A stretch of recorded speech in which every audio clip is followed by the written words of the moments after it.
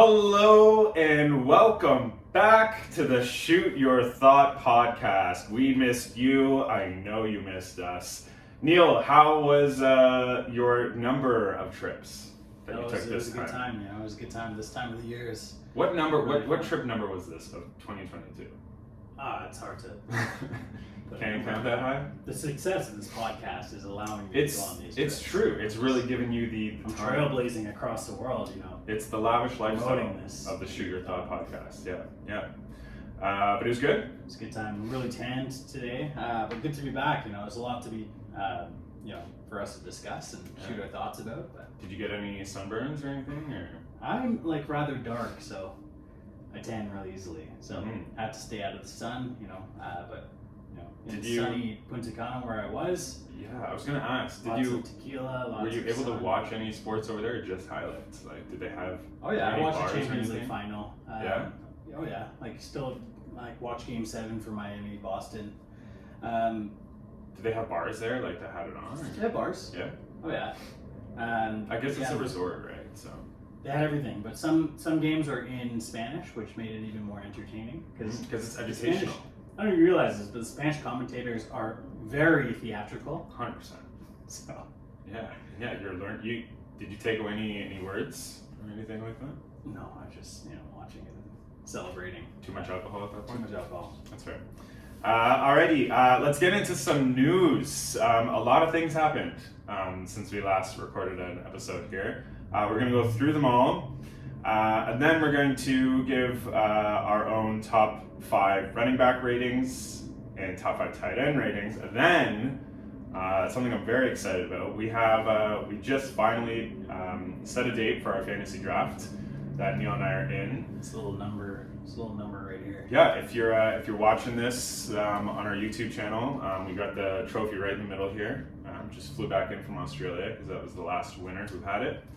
But yeah, we're going to first off we're going to talk about what draft position we want and why we want that draft position, and then we're going to generate the random draft order for our draft, and then we're going to talk about what our immediate thoughts are for that, what our game plan is going into it, so that everyone in our league knows our entire strategy.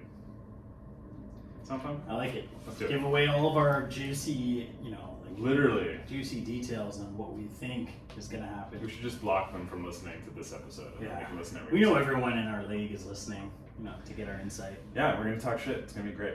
But let's start off with Jason Spezza has retired from the NHL. He retired and is immediately joining the Leafs front office. So he's not done with the Leafs. He's still he would still get a ring, obviously, if the Leafs win a championship. But yeah, what were your thoughts when you saw that Spezza retired? Spezza in the early 2000s, he was an Ottawa Senator, and we grew to hate him because he was a captain of the Senators at the time. He was. Great player, great all-around, gritty, did the dirty work. He had a really good run in Dallas and then came home. He's from here. I remember back in, I think it was the year 2000, when Jason Spezza and his brother Michael were playing road hockey with all the young kids, and I was one of those young kids that they were playing with. Oh, really? Taking the time to really give back to the community. So it's a really exciting day to see him hang it up and join front office and stay with this organization because he deserves it. Yeah, he loves this organization. One of the reasons I think that he had to retire, I don't think the decision was his necessarily at the end of the day. I think he, given the opportunity and given the same contract, he would have stayed. Obviously, he was on a league minimum contract for the past 2 years. But the Leafs decided to give that league minimum contract to someone else on the team, which was surprising to me, but it was a very good contract. I don't know how Kyle Dubas pulled it off with this specific player, but that's Mark Giordano. Mark Giordano used to be one of the highest paid defensemen in the NHL. Not so long ago. Not long ago at all. He was the captain of the Flames, and he was making a significant amount of money. But now he's back in Toronto. He's from Toronto. And he signed just above a league minimum contract to stay with this team. I think it's a 2-year contract. But yeah, he's here, and he wants to stay and he wants to win here. So He was in the later part of the year and like into the playoffs. Like he was on the third defensive pairing. He wasn't the top two defensive pairing. So he's a great depth guy who brings a lot of leadership and a lot of veteran presence to this team. So it's honestly his market value is at least $5 million. We were talking about this before the show. Yeah, that's the thing. So for him doing this organization a favor and signing that cap-friendly deal, it helps the Maple Leafs be a little bit more flexible and be able to, add pieces where they need to add pieces. Yeah, and see, that's the thing about the Leafs is that there's so many players in the NHL that grew up in Toronto, that grew up in this market, that given this opportunity to come back at the end of their career or towards the end of their career and do a league minimum contract, they would probably do it. And so that's the thing. Like that's one of the reasons why a lot of people from other sports markets hate Toronto, is because Toronto is such a populated area, and so much hockey talent comes out of Toronto. And it's a lot easier to sway those players to come back to Toronto than it is to go somewhere else, like your Tampas or your Floridas or somewhere that's the hockey market's just not great. Like sure, yeah, Tampa and Florida make it pretty far in the playoffs now, but if you look at games in the regular season for Florida, for like Arizona, who now has to play in a university-style arena, and they can't even put their logo on the middle of the arena. Did you see that? I did see that. It's ridiculous. Like, how does Arizona still have a hockey team? But anyways, yeah, you look at the sports market between Toronto and Arizona, Toronto and Florida, it's vastly different. Yeah, I mean, like with what they're doing right now, we're gonna talk about it in a sec. But the Maple Leafs have, I still have a feeling Spezza might play next year. But he's already taken up a position in front office. I know, but I feel like later in the season, if they need an extra body, if they need him, he can come back. Maybe they're riddled with injuries. And like you said, you were just saying that the decision might not have been his. Yeah. He was a press box guy for most of the season, right? He would come in, and when he would play at 100%. Like he would be an effective player. He would come back and play a shift, like his first shift back after a few games, and you're like, how did we leave this guy out of the lineup? Yeah. Because the heart that he plays with, the way he goes after pucks, he plays harder than anyone on that. I could see him staying in shape and like being ready for that call if it ever comes, and being ready to go, and late season addition for him to come back in might not be out of the question. That's very true. That's very true. Yeah. One of the things, that's gotten a lot of Leaf fans not as upset. I know we talked about it before, a couple episodes ago, but one of the things that's, got them a little bit hopeful for the future is that they didn't look bad in this playoffs series, like in this last playoffs. And that's, I think, one of the reasons why Giordano wants to stay for a league minimum, is that like, he knows this team has what it takes. There's a few minor tweaks here and there. Keep the same core the same. Few minor tweaks, which again we're going to talk about right now. But these players still believe in this team. They just ran into the two-time defending Stanley Cup champions in the first fucking round. Yeah, I mean they're gonna make some changes this off season, but like you said, tweaks are coming. It will. What tweaks have you heard about? I've heard some trades are gonna happen this summer. One player we talked about was William Nylander. He's gonna continue to come up. He's expendable. He's someone who was a -9, had 80 points on a team that won a lot of lopsided games, but that -9 sticks out. It does. He's a liability defensively. Another person who's a liability defensively is Jake Muzzin. And I feel like the Leafs could trade or try to trade him and his $5.6 million contract somewhere else. I think free up some more cap space. The person that Jake Muzzin kind of reminds me of is a slightly better Jake Gardiner. Like Jake Gardiner took a lot of heat, and now that scapegoat has moved. Now that Gardner's not with us anymore, has moved to a little bit of Jake Muzzin, a lot of Justin Hall, but a lot of defensive fuck ups. Usually are scapegoated to a specific defensive player. That used to be Jake Gardiner. Now it's more Jake Muzzin and Justin Hall. But yeah, like you said, both of those players. And yes, I will agree with you that William Nylander is a liability defensively. But his offense is really good right now. Yeah, I could see them, dealing multiple players. Again, like it's gonna come hot and heavy once the playoffs end. But they're gonna make some moves, and I feel like the Leafs are in need of a shakeup here. A little bit of a shakeup. Yeah. Not a lot, baby girl. Just a little bit. 50 Cent. Let's move on to some other hockey that's not the Leafs. Oh my! Because the Leafs are not in the playoffs anymore. But another Canadian team. Somehow, for the love of God, I don't know how. You talk about teams that have liabilities defensively not being able to make it. How the hell did the Edmonton Oilers make it to the Western Conference Final? They are the worst defensive team in the entire league. Mike Smith should not be a goalie. He is not an NHL level goalie. Mikko Koskinen is not an NHL level goalie. Yet every game that they have to decide between the two worst goalies in the league, because those are their only options. Did you see the goal that Mike Smith let in the other night? I just can't believe we talked about this after the trade deadline, and I told you I was like I genuinely cannot believe that the Oilers did not trade for a goalie. I mean, I guess it's working out for them. And the only way they're winning is because they're putting up 9 goals a game. Yeah. You saw what they did against Calgary. The Calgary series was absolutely ridiculous. I remember watching Game 6. It was Game 6 or Game 7, where there was 4 goals in a minute and 10 seconds. Literally. 2 goals on each side. And I was just like, this is ridiculous. There was no goaltending in that series at all. It was strictly firepower. And that's the MO of the Oilers. They're like, okay, we got to score a lot of goals, led by McDavid and Draisaitl. They got to score a lot of goals to even have a chance. And like the first 2 games in this Western Conference Finals against Colorado, you've seen that if they don't have offense, they're losing.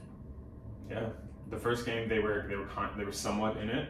They made it a little bit competitive near the end. Yeah. But game 2, I have the Avs in 5 in this series. I think Edmonton could pull out one game, maybe in an elimination game. Maybe game 4 they win, and then it goes, the Avs take the next one. But there is no way Edmonton wins this series. I don't know, the backup goalie for Colorado is now in as Kemper is injured. Frank Hughes. So there is still a chance, if McDavid and Draisaitl can figure out. I think Draisaitl's still injured as well. Oh, 100%. He's still playing at less than 100%. But, if they can figure out their game plan against this goalie, I think they'll have a chance. But it's not looking good right now. They're down 2 games to none. Mm-hmm. Yep. And then on the other side, in the Eastern Conference, somehow Tampa Bay has gotten an easier and easier opponent every single round. Starting off obviously with the Toronto Maple Leafs, and then now they're in the series against the Rangers. The Rangers did come out pretty strong, which I feel like has happened in every single Tampa series thus far. The Leafs beat them 5-0, should have been 6-0 in game 1 of the playoffs, and everyone started ruling out Tampa. Though, if diehard fans of Leafs and fans that have watched Tampa over the past 2 years win back-to-back Stanley Cups are saying, do not count this team out. And I think that's where the point the Rangers are at right now, because the Rangers just kicked their ass in game 1. Well, John Cooper, the head coach of the Lightning, he's one of my favorite head coaches. He's great. After a loss, he's like, I guess we didn't want to try this game. That's all he does. He doesn't say anything else. He's like, I guess we just gave them a game. Yeah, he said that the whole series against Toronto too. And what happened? The very next game, they would come back strong. Mm-hmm. He's a G, man. Like, he's literally he calls out his team very quietly, and we're like, I guess we didn't want to play today. That's why he's one of the best coaches, if not the best coach in the NHL. He'll be the coach of Team Canada. Yeah. What's your prediction for the rest of the NHL playoffs? I think that the Colorado, it's the Avalanche against the Lightning in the finals. Good versus bad. I would love to see McKinnon hoist. Oh my gosh. The Stanley Cup. Oh my gosh. He deserved that so bad. Yeah, I'd love to see that. And Cale Makar, my goodness, he's so young too. Playing at a ridiculous level. They showed a stat with him, with his defensive pairing against Draisaitl and McDavid, and he had more shots, more points more everything against that line, and he's a defenseman. Yeah, exactly. I saw a question recently on Twitter. It was, who would you rather build a franchise around? And it was either Connor McDavid and Leon Draisaitl or Cale Makar and Nathan McKinnon. I have an answer to this question. I want to find out what your answer is. Who would you rather build a franchise around, starting from scratch? Well, I'd still have to go to McDavid and Draisaitl. I would go McKinnon and Makar. I honestly would. Because you've got one of a generational talent in Cale Makar in terms of a defenseman, like a defensive player.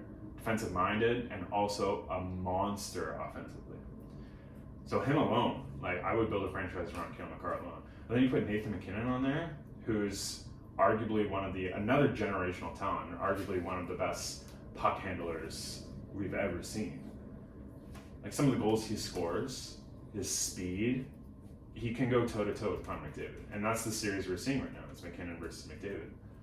I'm not taking anything away from McDavid and Leon Draisaitl, but they aren't as defensive minded as McKinnon and Makar. I'd say that. That's my opinion there. Well, that's your opinion. I'm going to take the 1A, 1B best players in the world right now. McDavid and then Draisaitl. Yeah. McDavid and then Draisaitl. I beat you to it. You didn't have a chance to. You set yourself I'm up. going to take the best players in the world and then figure out the rest later. Definitely not selecting Mike Smith. Oh, God, no. I can't believe that they think they can win a Stanley Cup with Mike Smith in that. I can't believe that. That's their opinion, man. Like, it's wild. I don't understand it. Yeah. Do you want to move on to some basketball? Yeah, I mean, basketball, again, I mentioned I was watching Game 7 against Miami, Boston and Miami. What a fucking heartbreaker. What an... You're Miami could have won that game. That's the thing. You're always going to look at the last play of that game, right? And Jimmy Butler. Exactly. I know it's exactly... It's being talked about very, widely right now. I don't know. I knew exactly what you were going to say, but everyone's going to talk about the last play of that game. And if that play goes wrong, you're going to talk shit about that player. But if that play goes right, that player is now a hero in their city and in the NBA. So I think Jimmy Butler knew that, and he knew what was in it for him in that moment. That's why he took that shot. Jimmy Butler is a clutch player. Jimmy Butler is one of the best players in the NBA. If anyone can make that shot, it's Jimmy Butler. Yeah. And the way he went up, it was a contested shot, and it was a little too contested for my liking. And he didn't set up. It wasn't contested. It was Al Horford going back on his heels. He had space. He had a wide open look. He just missed it. No, but the thing is, he didn't set up for the shot. Like, he saw the clock. He thought he had a lot less time than he did, and he took it. The shot rimmed out. Yeah. And then there was still like a few seconds left. Like, he could have taken more time to either lose Horford or find a better shot taker. Yeah. But he wanted it. He played all 48 minutes in that game. Kyle Lowry was not a factor. Tyler Hero was not a factor. Tyler Hero was injured. Bam Adebayo was not a factor. Jason Tatum looked like, a light-skinned Kobe Bryant out there. And that's He wore the Kobe Bryant 24 purple band during that game. I don't know if you saw that, but he wore the Kobe Bryant armband, and he looked like Kobe Bryant out there. He was all of the offense that. Oh yeah, he and Jaylen Brown. So young. After years of analysts and media and fans saying that he and Jaylen Brown could not play together, they're in the finals right now. They're in the finals. And they just won Game 1 in Golden State. Which is huge. I think the series goes 7 games. I honestly, who I think is going to win and who I want, I wanted Miami to win the final. I wanted Jimmy Butler to get that ring. And the fact that he didn't get it is so heartbreaking. That Game 7 was so heartbreaking. But yeah, we're stuck with, I said it on Twitter the other day, I said if we're stuck with a Celtics-Warriors final, I swear to God. And this was like in Game 5 of the Miami-Boston series. But here we are. We're stuck with, as a Toronto fan, Yeah. let's just say, as a Toronto fan, we're stuck with the Celtics versus the Warriors in the final. Two teams that we have history with. I don't know who to cheer for in this series. Who I think is going to win is the Warriors. Yeah. I mean, the Warriors are stacked. I mean, they're the old Warriors of previous years. You know, like they have the DNA. They've been here, done that. They just couldn't close out that game yesterday. Yeah. They got outscored 40-18 in the fourth quarter and lost by 12, I believe. So Yeah, the Celtics went on a 17-0 scoring run. You can't let that happen if you want to win playoff games. it's insane. You can't let that happen. You gotta have more discipline. Steve Kerr's gonna get on them though. Oh yeah, 100%. And can I just quickly talk about the person, Steve Kerr? Because obviously there has been some tragedy recently. And I don't know if you saw the way Steve Kerr took over his own press conference to talk about what was happening in the world and what needs to change. Yeah, he was in tears. I just want to give so much credit to Steve Kerr because he does this every time. He uses his platform to do these things. And he uses, you know, instead of doing what every single fucking coach and GM in hockey does and saying no comment, which is a comment in and of itself, by the way, Steve Kerr uses his platform to inspire positive change and to call out these leaders that are just doing nothing. So just so much credit to Steve Kerr. And that's the reason I want the Warriors to win this series, is because of Steve Kerr. But yeah, that's my quick little tip. He's still doing it. It wasn't just a one-off. He did it again 2 days ago. Yep. During his press conference saying that, well, there's still these tragedies going on. Yeah. But it's great. Absolutely. Should we move on? Let's get to the meat of our podcast today. Let's talk some football. So, like I said, we're going to go through our top 5 running back rankings, each of us. We're going to go through our top 5 tight end ratings because obviously drafts are happening now. Yeah, we did last episode. We did quarterbacks and wide receivers. Yeah. We'd like to give you an insight on what we feel top 5 tight ends and top 5 running backs look like, and why we think where they are, and if any breakouts are bound to happen this year and whatnot. So, I can start us off here. Yeah, go for it. Top 5. You want to do tight ends first, and then we end with running backs. Sure. Just let me bring up you go first, and I'll bring up my tight end rankings here. So tight end is a very, obviously situational presence, quarterback play. Tight end is a very tough position for me to judge. Obviously, historically, one tight end has dominated this platform, but again, like there are a number of wild cards that could break out this year and make it to top 5, and especially in tight ends. Yeah. One of them, I will say, I'm just going to start off by saying Darren Waller has fallen out of my top 5. Ooh. He's not a top 5 for me anymore. The acquisition of Devontae Adams on that Raiders team will take away a lot of those targets that Darren Waller was getting. Mm-hmm. And for that reason, he has fallen out of my top 5. That's fair. A person who has replaced him in the top 5 is TJ Hawkinson. So you're starting 5, you want to win? 5 to 1, yeah. Go for it. I'm going to go TJ Hawkinson at number 5. At number 4, someone that, I really like. I had him on my squad last year. George Kittle. I think he has a bounce back year this year. Mm-hmm. George Kittle is number 4. I think number 3 is a little controversial, but I'm going to just go with him anyways, and it's Mark Andrews. That's your number 3. It's my number 3. Interesting. I think Mark Andrews, even after losing Hollywood Brown, there's so many targets that have to go somewhere. Yeah, but that team doesn't really throw the ball that much. I feel like, he could be a touchdown hog in the end zone, but that entire team, we saw them sign so many running backs last year. Devontae Freeman, Le'Veon Bell, every week was a new running back that they were signing because they want to continue running the ball. That's who they are. Lamar Jackson isn't a good passing quarterback. He's a running quarterback. He's a running quarterback. So I'm going to take Mark Andrews at number 3. That's number fair. 2, I'm going to take Kyle Pitts. I think this is, year 2 in the league. There's no other real threat in that passing game. Matt Ryan's got to throw it to someone. I feel Matt Ryan's not the quarterback anymore. You're right. Matt Ryan's not the quarterback anymore. That's the reason. Who's the quarterback in Atlanta now? Currently, it's Mariota. Well, someone's got to throw the ball. That's the thing. Kyle Pitts is. That's one of the trades that went so under the radar this offseason, is the Matt Ryan. I'm just so used to Matt Ryan being there. Because that's all he's ever played for. Yeah. You're right. But I'll still keep Kyle Pitts on my number 2. I think, he is the entire offense on that team. Yeah. There isn't really a running back threat. There isn't really a wide receiver threat. He's the offense on that team. And with how big he is, he's unstoppable.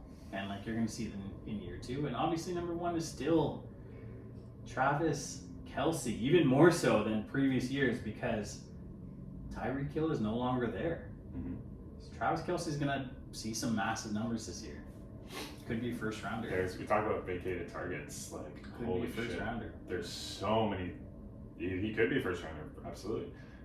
There's so many targets that have to go. That Tyreek Hill just took up so many targets. So it was literally Tyreek Hill and Travis Kelce was that offense. And now it's just Travis Kelce. Yeah, they bring in Juju and whoever else they brought in this offseason. But yeah. Okay, so my top 5, slightly different from yours. My number 5 is going to surprise some people. My number 5 is Dawson Knox. My God. My number 5 is Awesome Knox. Awesome Dawson Knox. Explain. I need an explanation. Yeah, no, fair. You will get one. Josh Allen is, in terms of fantasy value, Josh Allen is going to give every single one of his offensive weapons offensive fantasy output. So you have Dawson Knox, who, in a full PPR league, which is what we're talking about, which is points per reception. So every reception that Dawson Knox receives, whether it's a 5-yard gain, whether it's a 15-yard gain, he gets a point for it. And Josh Allen, though he loves to run the ball, he also can find targets wherever they are on the field. So that's why Dawson Knox has moved into my top 5. And I'll tell you who he kicked out. Because it's not Darren Waller, it's George Kittle. George Kittle it's similar to what I'm going to talk about in my running back ratings. But when someone is so injury prone, like George Kittle, I'm very hesitant to take them in any fantasy draft. Yes, they're great when they're healthy, but at George Kittle's point in his career, he is so injury prone. So I'm very nervous. I'm very hesitant to take him. I would much rather take a Dawson Knox over a George Kittle at this point. And that's just my hot take. Number 4 is Darren Waller. And it's Darren Waller because he is still an elite tight end. No matter if they got a generational talent in Devontae Adams on that team, there is still the tight end position that needs to have some targets its way. And the only relevant tight end in Vegas is Darren Waller. So I think he still gets a lot of targets. How good do you think Derrick Carr is? I think Derrick Carr is a very underrated quarterback. I think he's a very underrated quarterback. I don't see it. I don't see it. My number 3 is Kyle Pitts. Yeah. Specifically because he is such a great talent. I think he's going to be one of the best tight ends this league has ever seen. But he just lost Matt Ryan. So he would have been number 2, possibly even number 1 if he had Matt Ryan, but he does not. So that's why he's sticking at 3. Number 2 is Mark Andrews, because Mark Andrews is Mark Andrews. He's a great tight end. Like you said, Lamar doesn't like to throw the ball a lot, but when he does, the targets are going to go Mark Andrews' way, especially with Marquise Brown leaving. And then number 1, obviously, Travis Kelce. He's head and shoulders above. One-on-one. He's been number 1 for like a decade. It's crazy. Yeah. It's because even when he didn't have Patrick Mahomes, he was a star tight end. And the fact that Tyreek Hill has left this offense and it's now the Kelce show. It's like he's gonna get so many. And like you said, he might go in the first round. I don't see why not. Should we move on to running backs? Yeah. Do you want to start this off? Sure. Just give me a second here to bring up my list. All right. Starting with number 5. I'm going to start off by saying Christian McCaffrey is not in my top 5. This is PPR. This is full PPR. I'm going to start off by saying Christian McCaffrey is not in my top 5, and that is my hot take. That's ridiculous. Wait till he makes it past week 3, and then we'll talk. Yeah. So my 5th top running back is Joe Mixon. In a full PPR, you're going against, or you're with one of the best up-and-coming quarterbacks who just made it to a Super Bowl. Mm-hmm. He's going to have so much success in this league, and that's Joe Burrow. He's got to throw the target somewhere to the running back position, and Joe Mixon is an elite running back, and he's an elite pass-catching running back. Number 4, Gavin Cook. He's a pass-catching running back as well, and he's a monster. So I see him doing very well this season. Number 3 is Austin Eckler, because Justin Herbert. I'm matching them up with.